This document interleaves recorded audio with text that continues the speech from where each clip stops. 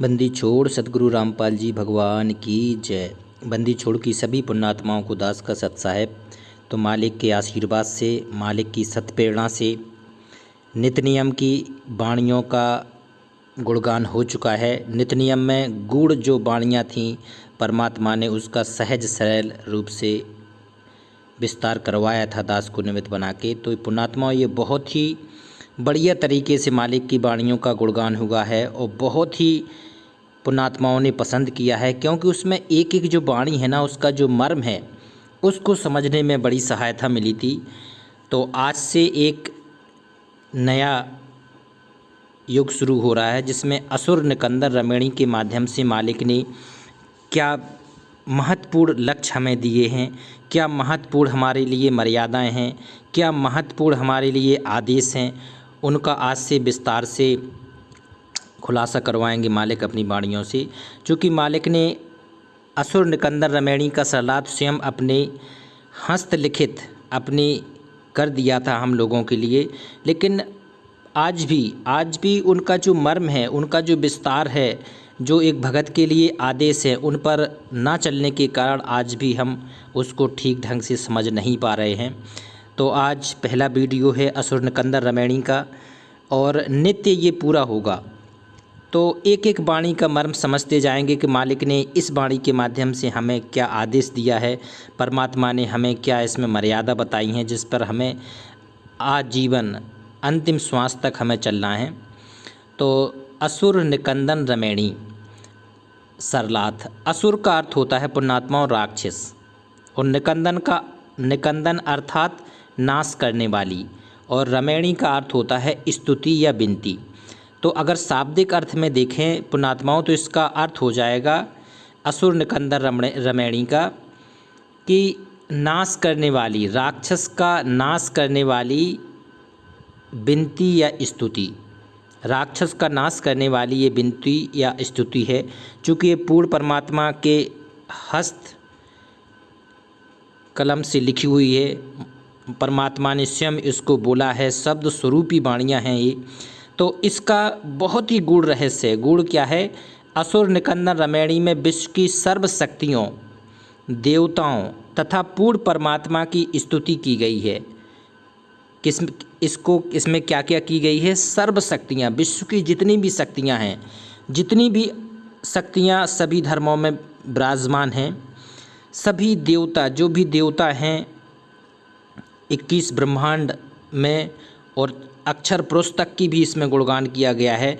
मतलब 5 तत्व से लेके भूत से लेके, मतलब 5 तत्व के से लेके पूरा अक्षर पुरुष तक के जितने भी देवी देवता हैं, जितनी भी पूर्ण शक्तियां हैं, सबका इसमें स्तुति की गई है तथा पूर्ण परमात्मा की स्तुति की गई है इसमें, जिसको पढ़ने से वैश्विक शक्तियां प्रसन्न होकर अपने स्तर का लाभ साधक को देने लगती हैं। तो पुण्यात्माओं, आज से एक बहुत बड़ी मर्यादा बंदी छोड़ने रखी है कि जिसको पढ़ने से वैश्विक शक्तियां प्रसन्न होकर अपने स्तर का लाभ साधक को देने लगती हैं।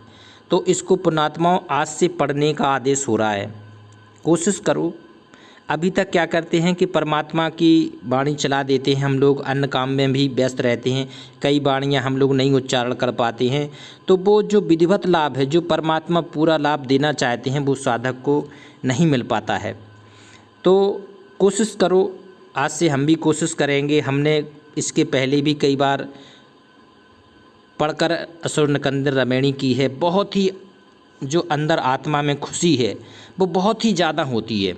अगर हम बैठ के अपनी वाणी में अगर पढ़ के हम असुर निकंदन रमणी करते हैं, नित नियम करते हैं, संध्या आरती हैं, तो जो दिल में सुकून मिलता है, जो आनंद मिलता है, उसकी अनुभूति शब्द के रूप में व्यक्त नहीं की जा सकती है।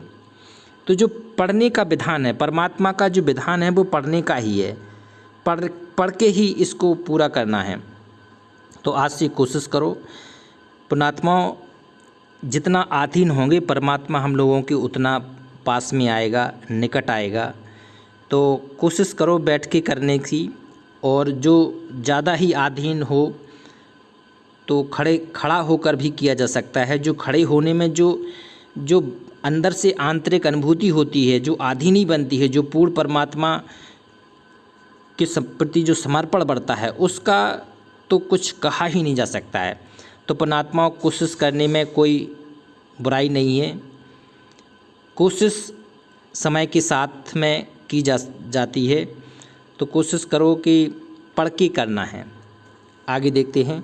इस रामायणी में सर्व सद्ग्रंथों का सार है। ये बंदी छोड़ की ही वाणी है। बंदी छोड़ ने ही अपनी हस्त लिखित या अपनी स्वयं की लिख के दी है ही। तो इसमें एक एक लाइन है ना, तो वो हमारे लिए आदेश है। तो इस वाणी में सर्व सद्ग्रंथों का सार है। तो इस वाणी से क्लियर हो गया कि जितनी भी विश्व में सद्ग्रंथ हैं, इसमें सार है। तो सार है, तो अब हमें और दूसरे ग्रंथों की उतनी आवश्यकता नहीं है जितनी कि हमें अब इस ग्रंथ की आवश्यकता है। जैसे जंगल में जड़ी बूटियों के पौधे पेड़ उगे होते हैं, सद्ग्रंथ तो वन के समान हैं। जो सद्ग्रंथ हैं दुनिया भर के हैं, वेद, पुराण, उपनिषद, आरण्यक, गीता, बाइबल, कुरान, पुराण। तो ये सद्ग्रंथों की कमी नहीं है, हजारों और लाखों की संख्या में ग्रंथ हैं। तो सद्ग्रंथ तो वन के समान है। इसमें आध्यात्मिक रोगों की जड़ी बूटियाँ हैं। वैद्य जो डॉक्टर होता है, डॉक्टर को ज्ञान होता है, परंतु वह जड़ी बूटियाँ इकट्ठी कूट कूट कर, उबाल कर, औषधि बनाकर बोतल में भर कर रख देता है। रोग के अनुसार 1 या 2 चम्मच पिला देता है, रोग समाप्त हो जाता है। तो इस रामायणी में आध्यात्मिक वैद्य जो 21 ब्रह्मांड के सबसे बड़े आध्यात्मिक वैद्य हैं, वो हैं बंदी छोड़ पूर्ण परमात्मा सद्गुरु रामपाल जी भगवान आज। लेकिन उस समय बंदी छोड़ किसके रूप में थे? संत गरीबदास जी। तो संत गरीबदास जी ने सद्ग्रंथों से सार निकाल कर रखा है। जो रामायणी बनाई है, तो ये जड़ी बूटी है, इसको पीस कर कूट कर जैसे वैद्य बनाते हैं, तो इसी प्रकार से ये बंदी छोड़ ने हमारे लिए असुर निकंदन रामायणी में एक जड़ी बूटी बना दी है। तो गरीबदास जी ने सद्ग्रंथों से सार निकाल कर रखा है।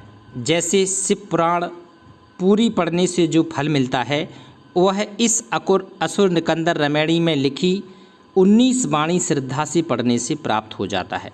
बताओ, कहाँ शिव पुराण पढ़ने में पूरे महीनों लगते थे, पूरी मंडली चलती थी, मंडलियों के द्वारा सामूहिक रूप से जहाँ शिव पुराण पढ़ा जाता था, तो उसका अब आधे मिनट में भी वो फल मिलेगा, क्योंकि वो जो जड़ी बूटी है वो पूर्ण परमात्मा ने उसमें शब्द शक्ति डाल दी है। किसमें? असुर निकंदन रामायणी में लिखी हुई 19 वाणियों में। तो 19 वाणी को अगर आप श्रद्धा से पढ़ते हैं तो पूरा का पूरा आपको शिव पुराण के पढ़ने का लाभ मिलता है। और श्री शिव जी की महिमा उसमें लिखी गई है।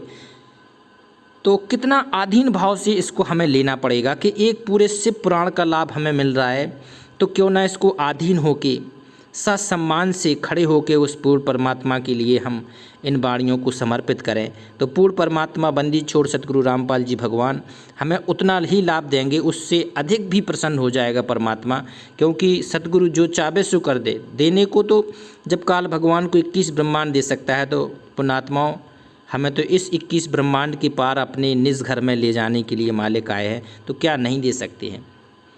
तो शिव जी की महिमा इसमें लिखी है। इसी प्रकार विष्णु पुराण को पूरा पढ़ने से जो लाभ मिलता है, वह श्री विष्णु जी की लिखी 19 वाणियों से मिल जाता है।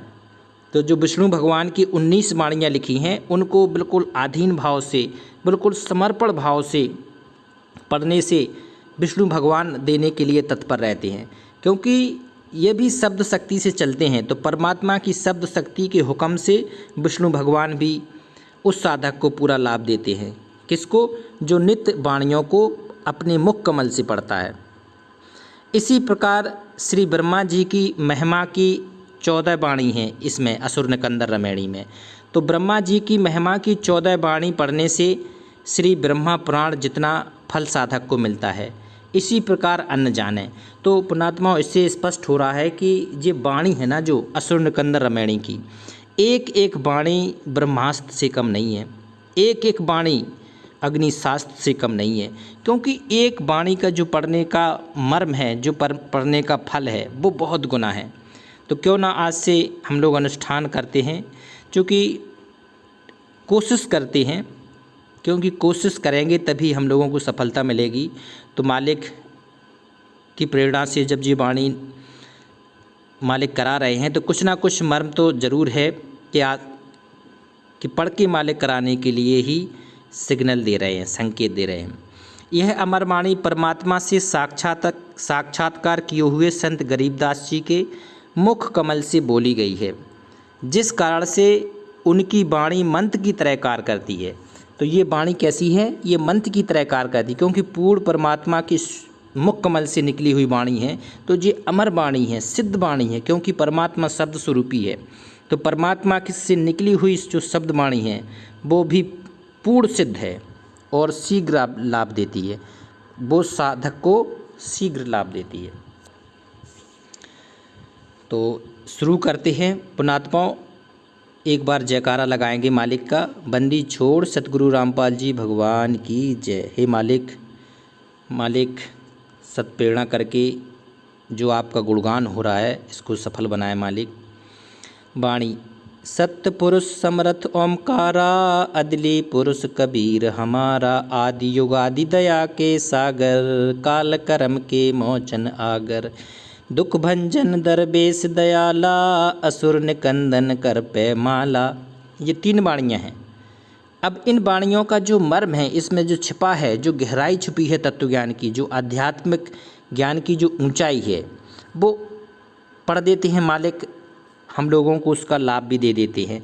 लेकिन इन वाणियों के माध्यम से हमें आत्मा में क्या क्या चीज़ें समाना है, क्या हमारे लिए और नए तरीके से मर्यादाएं हैं, और क्या हमें आदेश दिया गया है पूर्ण परमात्मा बंदी छोड़ सतगुरु रामपाल जी भगवान के द्वारा, तो वो सारी बातें इन वाणियों में छिपी हैं। इनका मर्म बहुत गहरा है, मालिक ने इसीलिए हमें ये लिख के दी है।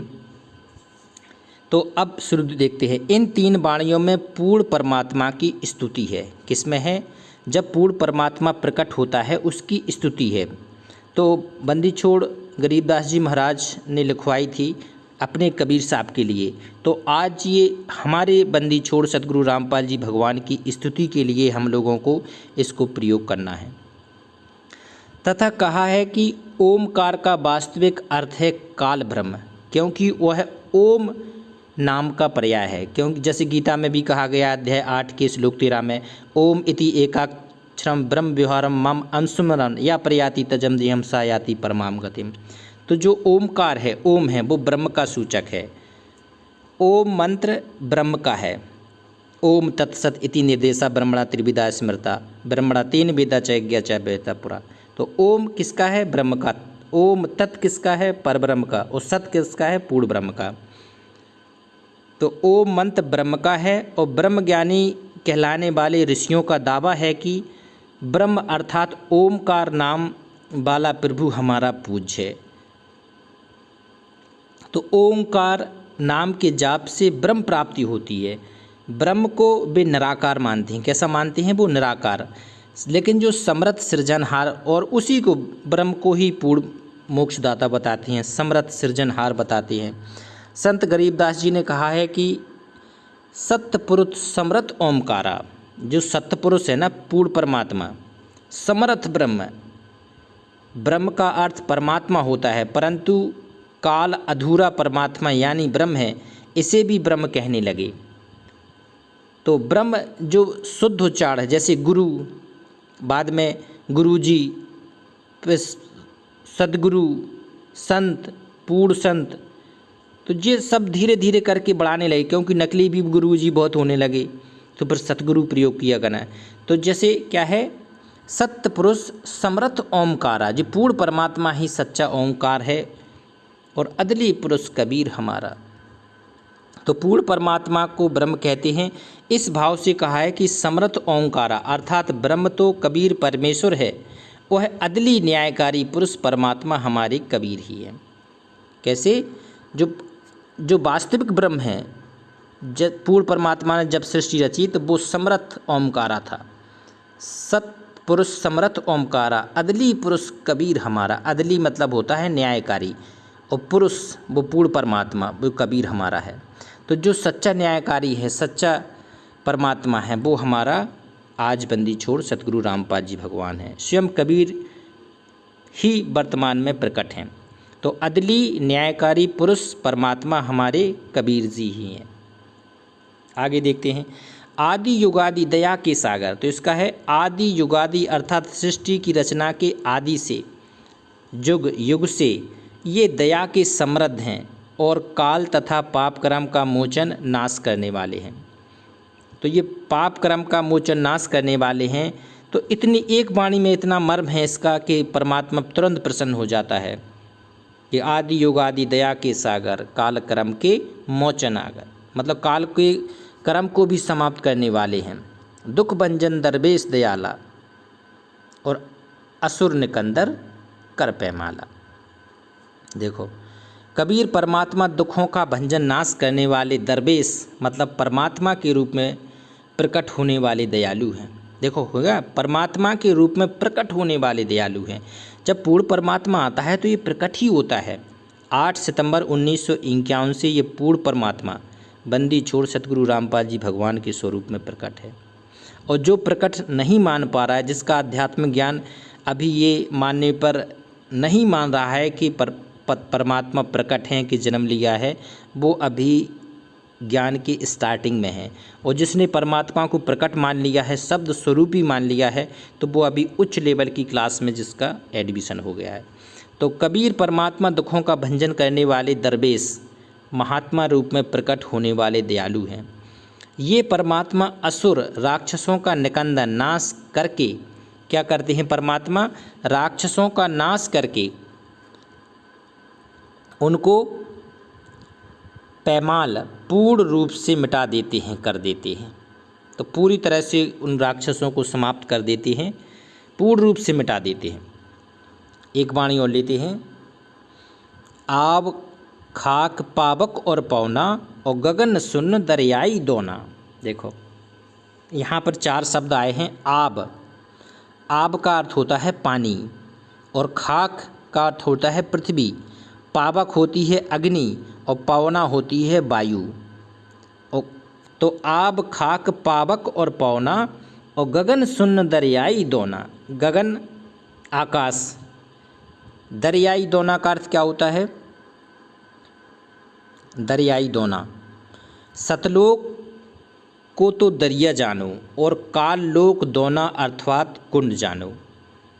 तो गगन सुन्न दरियाई दोना, दरियाई सतलोक, सतलोक को यहाँ पर किससे तुलना की गई है, उपमा दी गई है? दरिया से।